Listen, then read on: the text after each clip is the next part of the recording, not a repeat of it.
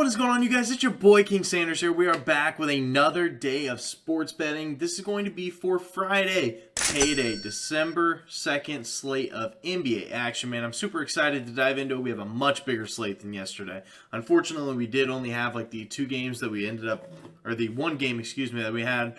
I ended up finding two plays that I liked, and we'll go ahead and talk about those and kind of how they did. But we do have a really big slate today, so I am super excited about it. I ended up finding four plays that I do think have some pretty good value to them. So without any further ado, let's go ahead and dive into it. But before we did, we are still currently on the road to 9,000 subscribers, and at the time of recording this, we're like less than like 40 subscribers away, I believe. So make sure you guys just hit that sub button for me, man. We are really close to that 9,000. Why not? Let's go ahead and hit it. But without any further ado, quick shout out here to all of our members here on the channel. Thank you guys so much for everything that you guys do. And thank you guys so much for giving such a small channel such a big chance, as I always say. It truly does mean the absolute world to me. So much more than you guys will ever know. So let's go ahead and dive into the quick recap that we had as of yesterday. So we ended up going 1-1 on our plays. Our video play that we did have was Luka under 8.5 rebounds here versus Detroit at minus 115.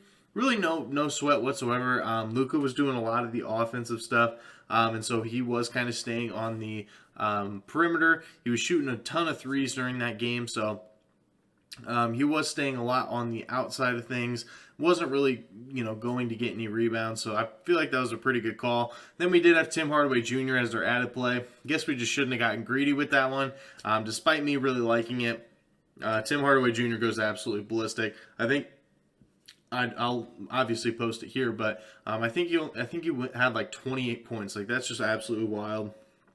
His under was definitely not the play for that one. So we ended up going 1-1 on our plays, losing just a little bit of juice, but we're going to bounce back today. We have 4 plays, a full slate. May end up adding a game pick too. Currently, I just have 4 player props, but regardless, I still like the value that we're getting here. So without any further ado, let's go ahead and dive into it. So for our first play of the day, our Kings kill shot play of the day, we are taking Royce O'Neal under 20.5 PRAs here versus Toronto at minus 110 odds.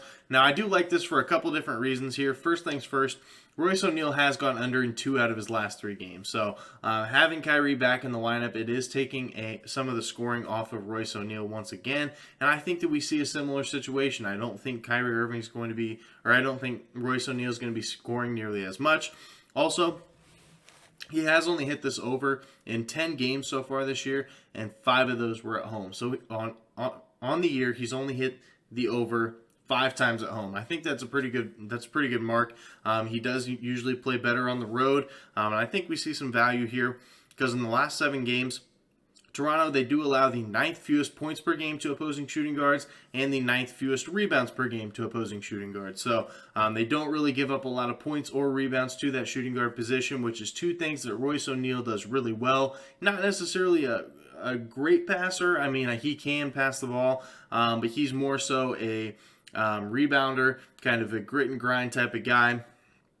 And so if his scoring isn't going and his rebounding isn't going, it's going to be a tough day in the office for Mr. Royce O'Neal. But if you take a look at who he's going to be matched up on, he's going to be matched up on one of the Toronto guards, whether it be Fred VanVleet or, just shooters just in general. I have to take a look. I think Gary Trent Jr. is listed to play in this game. So if he is playing, that helps our bet in my opinion, because both those guys are 2 very heavy shooters. And with that being said, they shoot a lot. It may limit Royce O'Neal being inside. It may push him out a little bit more. And if he stays around that perimeter, it's going to be tough for him to be able to get those rebounds. So I think it's a pretty good spot. And in the last 3 games, Toronto, they do allow the 3rd fewest points per game to opposing teams in general. So they have been one of the best defenses in basketball over the last 3 games.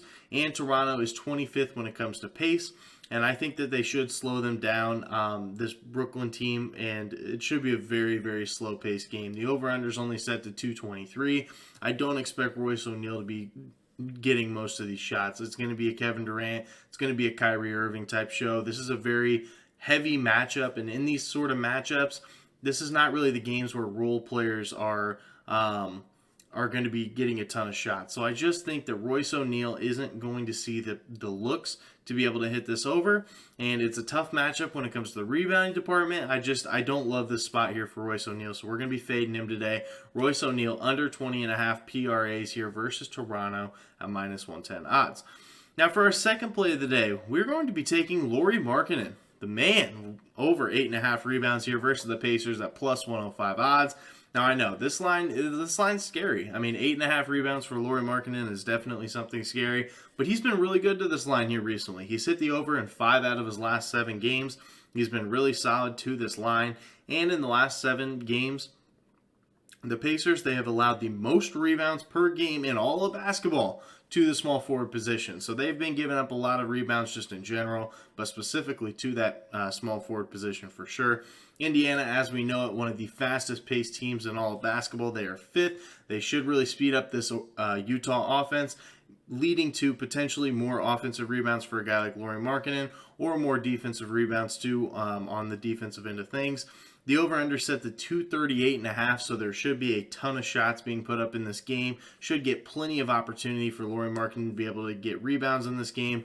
Also, Indiana, they're not really a great field goal percentage team. They are 26th when it comes to field goal percentage, so they just have a hard time making shots. So they miss a lot of shots, and dead last in the last 3 games. Dead last in all basketball when it comes to field goal percentage in the last 3 games. It's like this whole team is kind of going through a slump right now, and that field goal percentage is even worse on the road. So they are not only at a disadvantage for being on the road, they are not necessarily a team that makes a lot of shots, and they are dead last in the last 3 games. That speaks a ton of volume to me. I just don't really think that the Pacers are really going to be making a lot of shots. I think it's going to be a very fast-paced game. So I do like this for our second play of the day. We're going to be riding with it for some plus value.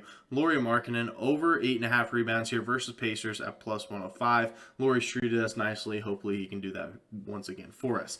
Now for our third play of the day, we're going to be taking Keldon Johnson over 22.5 points here versus the Pelicans at -115.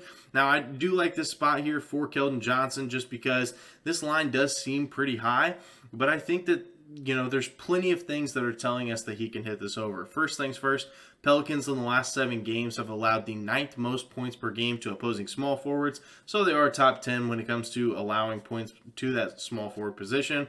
Also, he has only hit the over once in his last 3 games. So why would I like this? Because the volume is there. If you take a look at it, in his last 5 games, he's averaging over 20 shot attempts a game. I mean, come on. That says plenty there. The shots are there. He's just kind of going through a slump. He's shooting like 25 to 30%.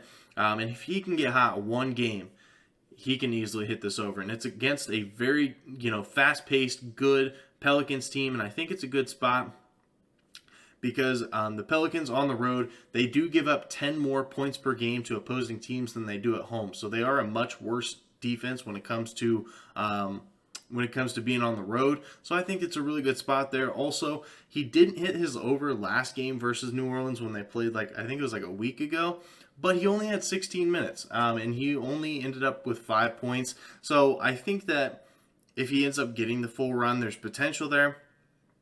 But I don't expect him to only play 16 minutes in this game. I expect him to get his full 30 to 35 minute run, and I think that we'll see that here from Keldon Johnson. Also, if you take a look at some of the injuries here for the San Antonio Spurs, Doug McDermott is listed as doubtful.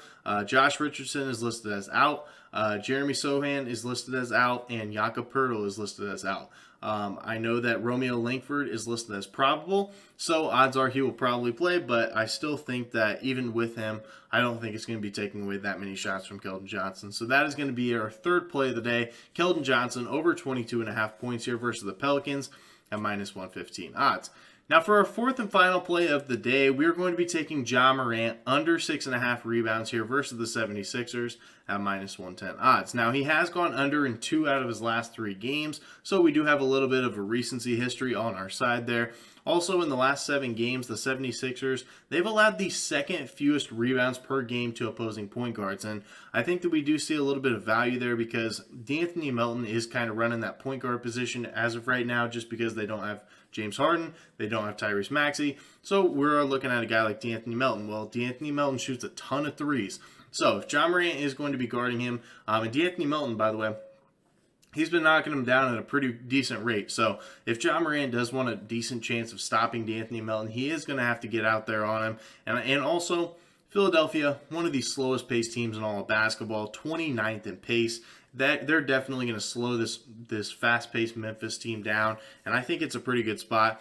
Also, Ja has not hit this over a single time in his career versus the 76ers. So hopefully, history is on our side once again. He has about 3 years of history, and he has not hit the over once. And also in the last 3 games, Philadelphia allows the 3rd fewest rebounds per game to opposing teams just in general. Ja Morant should spend a lot of time on the perimeter. If he is going to get any rebounds, it's going to be a lot from long range. So I think it is a pretty good spot here to target for our 4th and final play of the day. Ja Morant under 6.5 rebounds here versus the 76ers at -110 odds.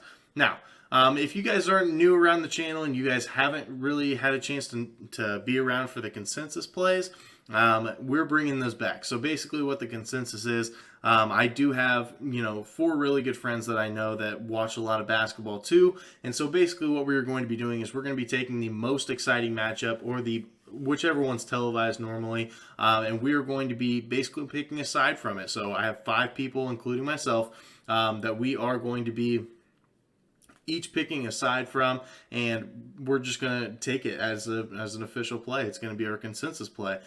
So hopefully we can go ahead and start off the year right. So we are going to be heading for our consensus play, we are going to be taking the Lakers and the Bucks game. The Bucks are currently 8-point favorites at home. So we do have a couple different people that we are going to be mentioning here from left to right. From the way you guys are watching it from left to right. We do have Brady. Brady is taking the Lakers +8. We do have Mitch next. He is taking the Bucks -8. Ryan, right here in the middle, Lakers +8. Seth, Bucks -8. And then it's me. So I will give a little bit of an explanation about my pick, but I'm riding with the Bucks. So we're taking the Bucks -8 as a 3-2 consensus play. But the reason I do like it is just because the Lakers are not a very good road team, and it's been hard for this Lakers team to be stringing together back-to-back covers. So I think that the Bucks, they are going to be able to get it done. They're obviously a great home team, just a great team in general. Chris Middleton is probable for this game, so we could see a return game here from Chris Middleton to start to get this Bucks team back to speed. So I just do like the Bucks in this situation. I think that they can win by double digits for sure. So that is going to be the consensus play of the day. Bucks -8 here versus the Lakers at -110.